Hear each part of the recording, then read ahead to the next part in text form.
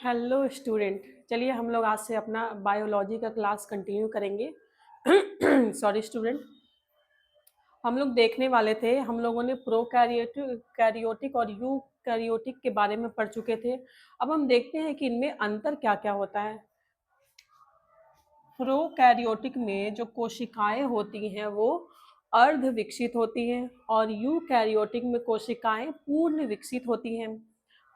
Prokaryotic में जो केंद्रक होता है वो अविकसित केंद्रक होता है, इसमें केंद्रक उपस्थित नहीं होता है, केंद्रिका भी उपस्थित नहीं होती है। और यूकैरियोटिक कोशिकाओं में जो है केंद्रक पूर्ण विकसित होता है। प्रोकैरियोटिक कोशिका में राइबोसोम जो होता है वो 70S प्रकार का होता है। राइबोसोम जो होता है इसमें 70S टाइप का होता है और यूकैरियोटिक कोशिका में जो राइबोसोम होता है वो 80S टाइप का होता है। प्रोकैरियोटिक कोशिका में कोशिका विभाजन जो है वो अर्धसूत्री प्रकार का होता है। कोशिका का जो विभाजन होता है वो अर्धसूत्री प्रकार का होता है और यूकैरियोटिक कोशिका में अर्धसूत्री या समसूत्री दोनों टाइप से हो सकता है। यूकैरियोटिक कोशिका में कोशिका का विभाजन। प्रोकैरियोटिक कोशिका में जो श्वसन होता है, श्वसन प्लाज्मा झिल्ली के द्वारा होता है प्रोकैरियोटिक कोशिका में, और यूकैरियोटिक कोशिका में माइटोकॉन्ड्रिया के द्वारा जो है श्वसन होता है। प्रोकैरियोटिक कोशिका में जो प्रकाश का संश्लेषण होता है वो कहाँ होता है? थैलेकाइड में। प्रोकैरियोटिक कोशिका में प्रकाश का संश्लेषण थैलेकाइड में होता है और यूकैरियोटिक कोशिका में क्लोरोप्लास्ट में होता है प्रकाश का संश्लेषण। प्रोकैरियोटिक कोशिका में लिंग का जो प्रजनन होता है ये नहीं होता है, लिंग का प्रजनन इसमें नहीं होता है और इसमें लिंग का प्रजनन होता है यूकैरियोटिक कोशिका में। सेंट्रियोल की बात करें हम तो सेंट्रियोल जो है वो प्रोकैरियोटिक कोशिका में अनुपस्थित होता है और यूकैरियोटिक कोशिका में उपस्थित होता है सेंट्रियोल। लाइजोसोम की बात करें हम तो लाइजोसोम भी जो है वो प्रोकैरियोटिक कोशिका में अनुपस्थित होता है और यूकैरियोटिक कोशिका में लाइजोसोम उपस्थित होता है। इंडोप्लाज्मिक रेटिकुलम की बात करें तो ये जो है प्रोकैरियोटिक कोशिका में अनुपस्थित होता है इंडोप्लाज्मिक रेटिकुलम, और यूकैरियोटिक कोशिका में ये जो है उपस्थित होता है। प्रोकैरियोटिक कोशिका में इंडोप्लाज्मिक रेटिकुलम अनुपस्थित होता है, यूकैरियोटिक कोशिका में उपस्थित होता है। डीएनए की बात करें तो डीएनए जो है उसमें इसमें प्रोकैरियोटिक कोशिका में एकल सूत्री होता है, पूर्ण विकसित भी नहीं होता है डीएनए इसमें। और यूकैरियोटिक कोशिका में डीएनए पूर्ण विकसित होता है और दोहरे डबल हेलिक्स वाले होते हैं इसमें डीएनए। किसमें? यूकैरियोटिक कोशिका में। प्रोकैरियोटिक कोशिका में कोशिका भित्ति जो होती है वो प्रोटीन की और कार्बोहाइड्रेट की बनी होती है। किसमें? प्रोकैरियोटिक कोशिका में। इससे क्वेश्चन पूछा गया है कि इसमें जो है कि कोशिका भित्ति किसकी बनी होती है तो प्रोटीन की और कार्बोहाइड्रेट की। यूकैरियोटिक कोशिका में किसकी बनी होती है? ये सेल्यूलोज की बनी होती है। क्या? कोशिका भित्ति यूकैरियोटिक कोशिका में। गोल्जी कॉय की बात करें, ये सारे जो है कोशिका के अंगक हैं। हम ये पढ़ रहे हैं कि इन दोनों कोशिकाओं में क्या अंतर है, किसमें कौन सा अंगक पाया जाता है और कौन सा अंगक नहीं पाया जाता है। प्रोकैरियोटिक कोशिका में गोल्जी कॉय जो है वो अनुपस्थित होता है और यूकैरियोटिक कोशिका में गोल्जी कॉय उपस्थित होता है। अब हम देखेंगे कि कोशिका के मुख्य अंग कौन कौन से होते हैं और उनके कार्य कौन कौन से होते हैं। प्रोकैरियोटिक कोशिका और यूकैरियोटिक कोशिका में अंतर देखने के बाद हम देखते हैं कि इनके कौन कौन से अंग हैं कोशिका के और इनके मुख्य कार्य क्या हैं। पहला है कोशिका भित्ति। कोशिका भित्ति जो है वो केवल पादप कोशिका में पाया जाता है। कोशिका भित्ति जंतु कोशिका में नहीं पाया जाता है। कोशिका भित्ति जो है सेल्यूलोज की बनी होती है। कोशिका भित्ति का कार्य होता है कि वो पादप को एक निश्चित आकार और आकृति प्रदान करते हैं। कोशिका भित्ति पेप्टिडोग्लकेन का बना होता है। कोशिका झिल्ली, कोशिका जो है वो कोशिका के अंदर जितने भी अवयव होते हैं वो एक पतली झिल्ली के द्वारा घिरे होते हैं जिसे कोशिका झिल्ली कहते हैं। ये अर्ध पारगम्य होती है। अब कोशिका झिल्ली का मुख्य कार्य होता है कि कोशिका के अंदर कौन सा पदार्थ अंदर जाएगा और कौन सा पदार्थ बाहर आएगा इसका निर्धारण करती है कोशिका झिल्ली। कोशिका झिल्ली जो है वो लिपिड की बनी होती है, और लिपिड के जो घटक होते हैं वो फास्फोग्लिसराइड के बने होते हैं। इसमें प्रोटीन और कार्बोहाइड्रेट का निर्माण होता है कोशिका झिल्ली में। तारक काय, सेंट्रोसोम। सेंट्रोसोम जो है उसकी खोज की थी बोवेरी ने। यह केवल जंतु कोशिका में पाया जाता है। सेंट्रोसोम जो है वो पादप कोशिका में अनुपस्थित होते हैं। यह सिर्फ जंतु कोशिका में ही उपस्थित होते हैं। इसमें एक या दो अणु वाले एक छोटे छोटे छोटे कण होते हैं जिसे सेंट्रियोल कहा जाता है। सें सेंट्रोसोम जो है वो समसूत्री विभाजन जब होता है तो उसमें वो ध्रुव का निर्माण करता है। सेंट्रोसोम ध्रुव का निर्माण करता है समसूत्री विभाजन में। Endoplasmic reticulum. एंडोप्लाज्मिक रेटिकुलम का मुख्य कार्य होता है वसाव व प्रोटीनों का संचरण करना। इसमें जो है स्मूथ एंडोप्लाज्मिक रेटिकुलम में राइबोसोम अनुपस्थित होता है। स्मूथ एंडोप्लाज्मिक रेटिकुलम का कार्य होता है लिपिड का संश्लेषण करना, और इसी में जो है स्टेरॉयडल हार्मोन भी पाया जाता है। रफ एंडोप्लाज्मिक रेटिकुलम जो है इसमें इसकी बाहरी सतह पे राइबोसोम चिपके होते हैं, जिसके कारण जो है इसकी सतह थोड़ी खुरदरी सी दिखाई देती है, और इसे रफ एंडोप्लाज्मिक रेटिकुलम कहते हैं। इसमें जो है प्रोटीन संश्लेषण होता है। किसमें? रफ एंडोप्लाज्मिक रेटिकुलम में प्रोटीन का संश्लेषण होता है, और स्मूथ एंडोप्लाज्मिक रेटिकुलम में लिपिड का संश्लेषण होता है। राइबोसोम। राइबोसोम की जो खोज है वो की थी रॉबिन्सन और ब्राउन ने राइबोसोम की खोज की थी, लेकिन इसका नामकरण जो रॉबर्ट ने किया था। राइबोसोम का नामकरण किसने किया था? रॉबर्ट ने। राइबोसोम जो है आरएनए और प्रोटीन की बनी होती है। इसका जो इसे जो है इसमें प्रोटीन का निर्माण होता है कहाँ? राइबोसोम में। इसीलिए राइबोसोम को जो है वो सेल का प्रोटीन फैक्ट्री कहते हैं। प्रोटीन फैक्ट्री किसे बोलते हैं? तो राइबोसोम को सेल का प्रोटीन फैक्ट्री कहा जाता है।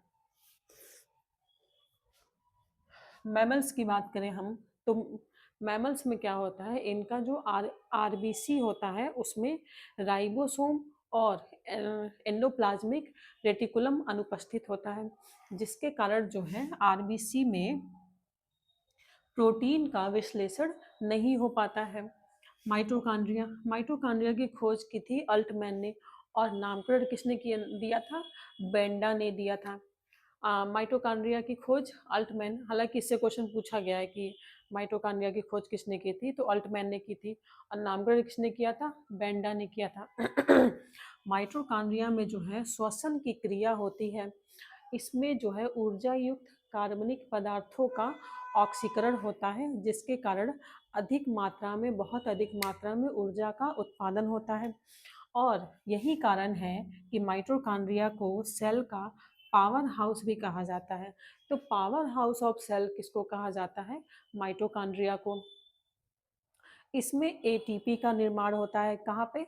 माइटोकॉन्ड्रिया में एटीपी का निर्माण होता है। क्रेब्स चक्र जो होता है, क्रेब्स साइकिल जो है वो माइटोकॉन्ड्रिया में ही होता है। माइटोकॉन्ड्रिया जो है दोहरी झिल्ली की बनी होती है, जिसे क्रिस्टी कहा जाता है। माइटोकॉन्ड्रिया को जो है सेल का कोशिका का इंजन भी कहा जाता है। इसमें डीएनए भी उपस्थित होता है और आरएनए भी उपस्थित होता है। कहाँ पे? माइटोकॉन्ड्रिया में।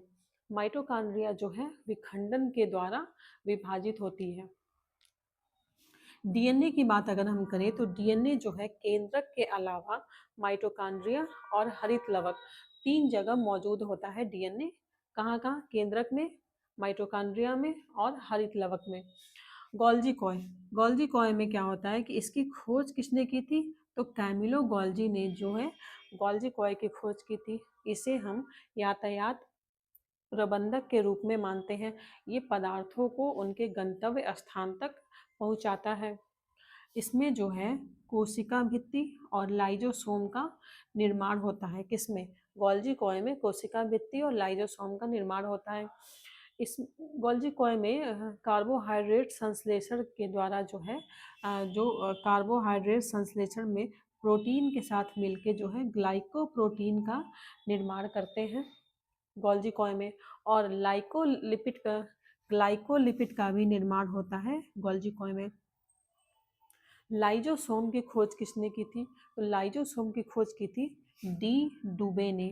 इन्होंने इसमें जो है संवेष्टन विधि के द्वारा लाइजोसोम का निर्माण जो है कहाँ होता है? गोल्जी कॉय में होता है। संवेष्टन विधि के द्वारा जो है लाइजोसोम का निर्माण गोल्जी कॉय में होता है। ये हम ये कह सकते हैं कि गोल्जी कॉय में जो है लाइजोसोम का निर्माण होता है। लाइजोसोम में क्या है कि इसमें जो है जल अपघटक एंजाइम्स जो होते हैं उसको पचाने की क्षमता होती है। इसे सुसाइडल बैग भी कहा जाता है। यदि कोशिका में कोई भी अंग अगर काम नहीं कर रहा है तो उसे लाइजोसोम नष्ट कर देता है, और यदि पूरा सेल ही काम नहीं कर रहा है तो ये जो थैलीनुमा आकृति होती है लाइजोसोम की वो फट जाता है और पूरा का पूरा सेल नष्ट हो जाता है। लाइजोसोम क्या करता है कि यह एंजाइम कार्बोहाइड्रेट, प्रोटीन, लिपिड और न्यूक्लिक अम्लों को पचाने में सक्षम होता है। तो इसे आत्मघाती थैली भी कहा जाता है, किसको? लाइजोसोम को। कोशिका के अंगों में अब हम आगे देखते हैं कि कोशिका के एक अंग होता है लवक, जिसको बोलते हैं इंग्लिश में प्लास्टिड। प्लास्टिड जो है ये सिर्फ पादप कोशिका में पाया जाता है, जंतु कोशिका में प्लास्टिड नहीं होता है, अनुपस्थित होता है। ये 3 टाइप के होते हैं, जैसे कि हरित लवक, अवर्णी लवक और वर्णी लवक। हरित लवक जो होता है ये हरे रंग का होता है, क्योंकि इसमें एक हरे रंग का पदार्थ क्लोरोफिल पाया जाता है। इसी की सहायता से जो है कि पौधा प्रकाश संश्लेषण करता है और भोजन का निर्माण करता है, जिसके कारण जो है हरित लवक को पादप कोशिका का रसोई घर कहा जाता है। इसमें जो है कि राइबोसोम उपस्थित होता है। क्लोरोप्लास्ट में डीएनए और आरएनए दोनों उपस्थित होते हैं। इसमें कुछ तत्व की भी उपस्थिति होती है हरित लवक में, जो है मैग्नीज। क्लोरोफिल में मैग्नीशियम होता है और क्लोरोप्लास्ट में मैग्नीज, लोहा और तांबा तत्व उपस्थित होते हैं। पत्तियों का रंग अगर पीला होता है तो उसके पीला होने का कारण होता है कैरोटीन। कैरोटीन के कारण जो है पत्तियों का रंग पीला होता है। दूसरा होता है अवर्णी लवक, ल्यूकोप्लास्ट। यह लवक जो होता है यह रंगहीन होता है। यह लवक पौधों के उन भागों में उपस्थित होता है जहां सूर्य का प्रकाश नहीं पहुंचता है, जैसे कि जड़, भूमिगत तना इत्यादि। अवर्णी लवक जो होता है इसका कार्य होता है यह भोज्य पदार्थों का संग्रह करता है। मंड, वसा, प्रोटीन कणिकाओं का संग्रह करता है। कौन?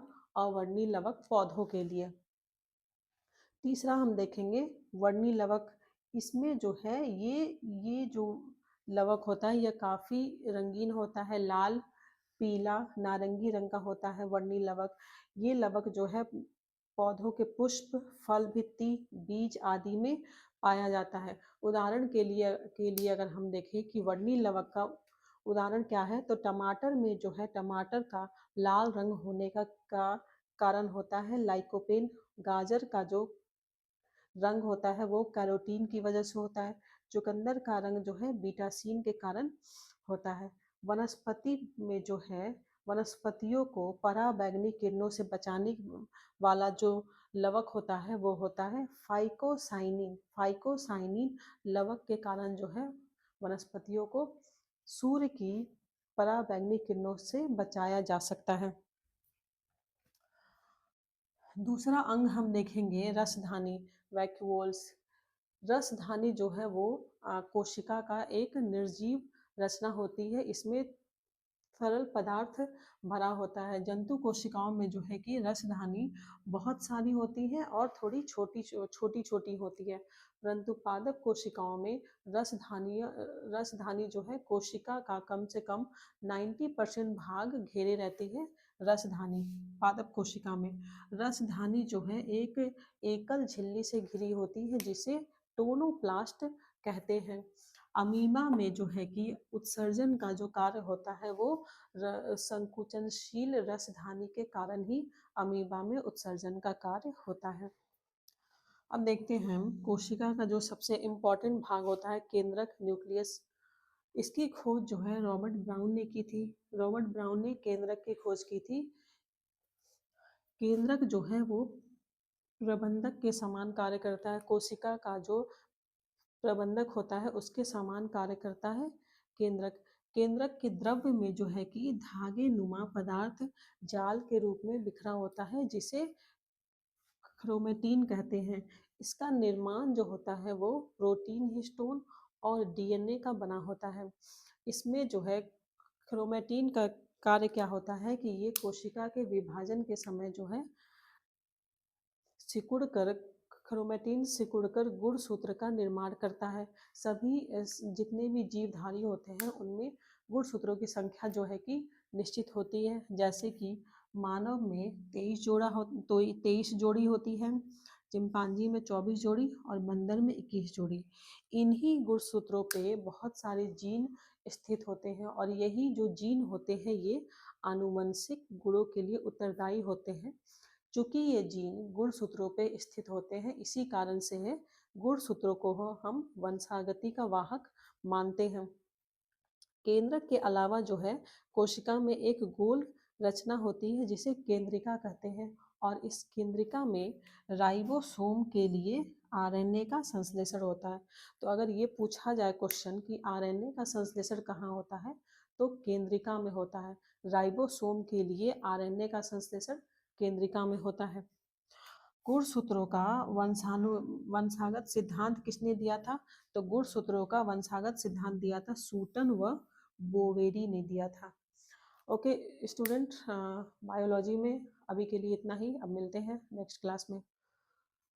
और आप वीडियो को लाइक करिए, शेयर करिए, सब्सक्राइब करिए और प्लीज़ प्लीज़ वीडियो देखिए और अपना रिवीजन करते रहिए। Thank you.